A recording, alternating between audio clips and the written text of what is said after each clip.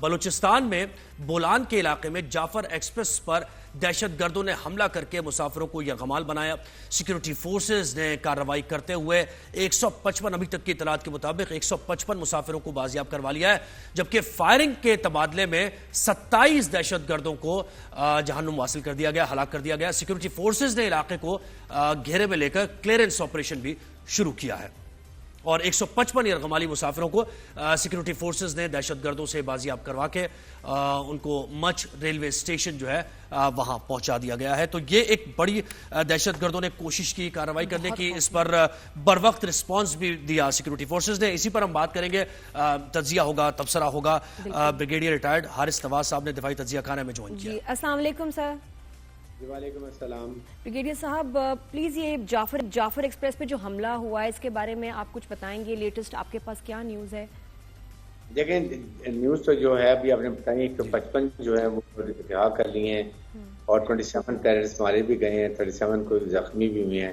لیکن دیکھیں بات یہ کہ یہ اس وقت ٹوٹل ان کو جو ہے نا انڈین را کی سپورٹ ہے.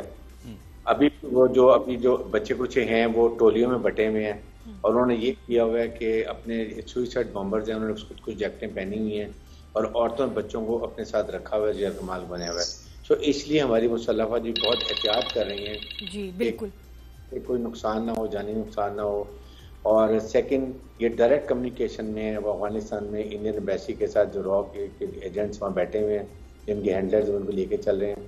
اور پھر ایک آپ نے دیکھا کہ یہ ٹی وی پہ یہ کتنا منفی پروپیگنڈا کر رہے ہیں. بالکل انڈین چینل پہ ہماری پارٹی بھی ہے, ناٹ ریئلائزنگ کہ یہ آپ مند خدمیں آپ کو نہیں چلانی چاہیے.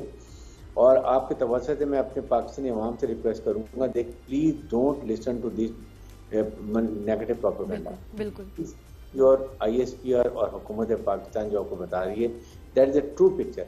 اگر آپ کو یاد ہو جب 27 فروری 2019 جب انڈین جہاز گرایا تھا تو انڈین نے خود ایکسیپٹ کیا تھا کہ اگر پاکستان سے انفارمیشن کیا سیکھنا کہ کیسے خبریں اپنے عوام کو خبر رکھنا تو آئی ایس پی آر سے سیکھیں.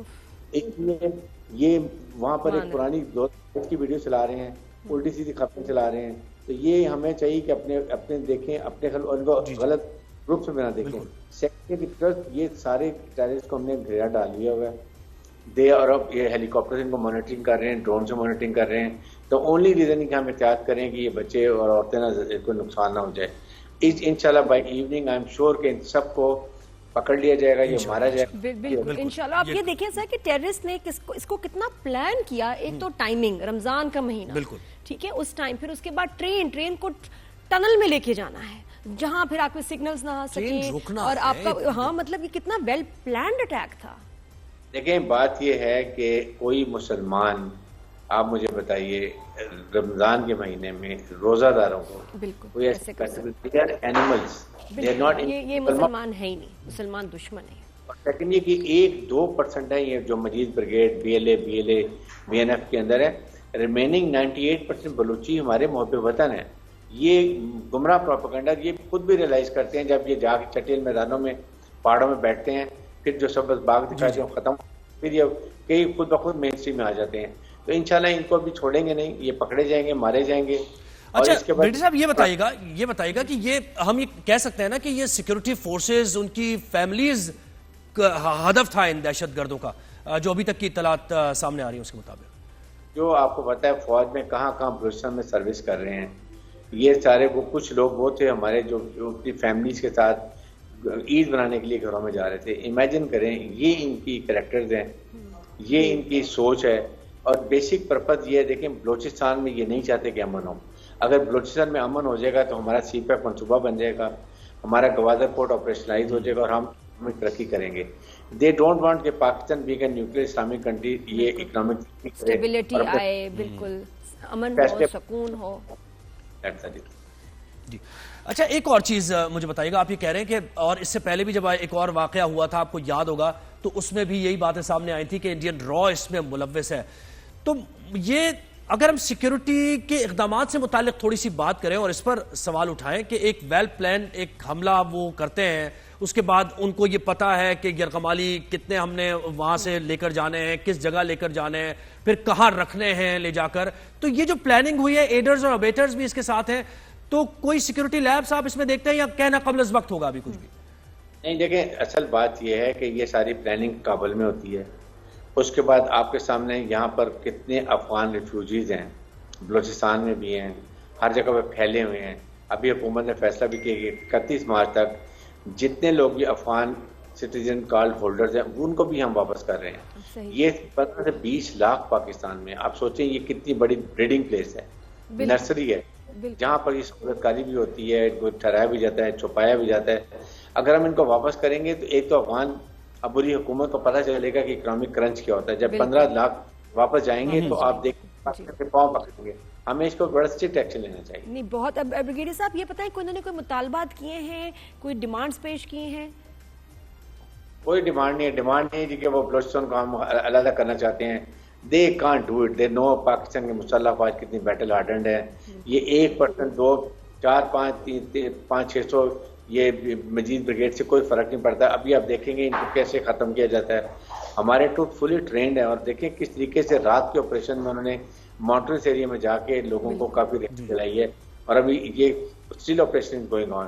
صرف احتیاط یہ کر رہے ہیں کہ بچوں، خواتین کولیٹرل ڈیمیج نہ ہو. بالکل بڑے چیلنجز ان کو فیس کرنے پڑے. یہ بھی کہے گا کہ اب یعنی بات اس سے آگے نکل گئی ہے نا کہ وہ جو ناراض بلوچ کی ایک ٹرم تھی اب وہ کوئی ٹرم نہیں ہے. ناراض بلوچ کچھ نہیں ہے. جیسے آپ نے کہا کہ بلوچستان میں تو محب وطن پاکستانی بستے ہیں لیکن کچھ لوگ ایسے ہیں تو زیرو ٹالرنس ہے اب اس کے لیے. دیکھیں جو پاکستان کی مسلح افواج حکومت کے خلاف ہتھیار اٹھائے گا وہ ہمارا دشمن ہے، اس کو ہم نہیں چھوڑیں گے. جو لوگ پاکستان کے آئین قانون کو مانتے ہیں، ہتھیار ڈالتے ہیں، والنٹری واپس آتے ہیں اور آ کے لائک کہ وہ ہمارے ساتھ آگے کریں، ہم ان کا خیال بھی کریں گے، پروٹیکٹ بھی کریں گے، کوئی پرابلم نہیں. لیکن جنہوں نے ہتھیار اٹھائے ہیں ان کے خلاف ہر حالت میں آپریشن ہوگا، ان کو جب تک یہ ختم نہیں ہو جاتا. اور افغانستان کے ساتھ یہ کیسے معاملات ہمارے حل ہو پائیں گے؟ کیونکہ بارہا ہم تو یہ کہہ چکے ہیں افغانستان سے کہ بھائی اپنے یہ جو انفلٹریٹ کر رہے ہیں دہشت گرد آپ ان کو روکیں. را فنڈڈ پہلے بھی آپ کونسلیٹ کتنے سارے آپ کو یاد ہوگا 10 سال پہلے کوئی اتنے زیادہ کونسلیٹ تھے انڈیا کے افغانستان میں اور باقاعدہ ڈکٹیشن ہوتی تھی. لیکن اب بھی حالات کچھ اس سے مختلف نہیں نظر آ رہے ہیں. کیا خیال ہے آپ کا؟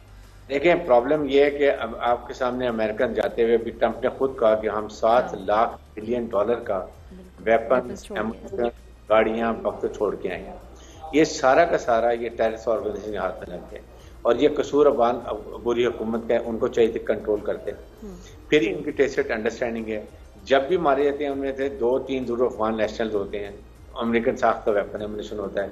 ساری پلاننگ آپ کی جوائنٹ نیشن کی رپورٹ ہے کہ 24 ٹیررسٹ آرگنائزیشن افغانستان میں موجود ہیں اور یہ سیف ویپنز ہوتا ہے. جب آپ کو یونائٹڈ نیشن کو پتہ ہے پھر ان کی رسپانسبلٹی کو اس کے لیے ایکشن کریں. پاکستان کو اگر آپ چاہتے ہیں کریں تو پھر ہمیں آپ ملٹری سپورٹ دیں، آپ ہمیں کولیشن فنڈ دیں.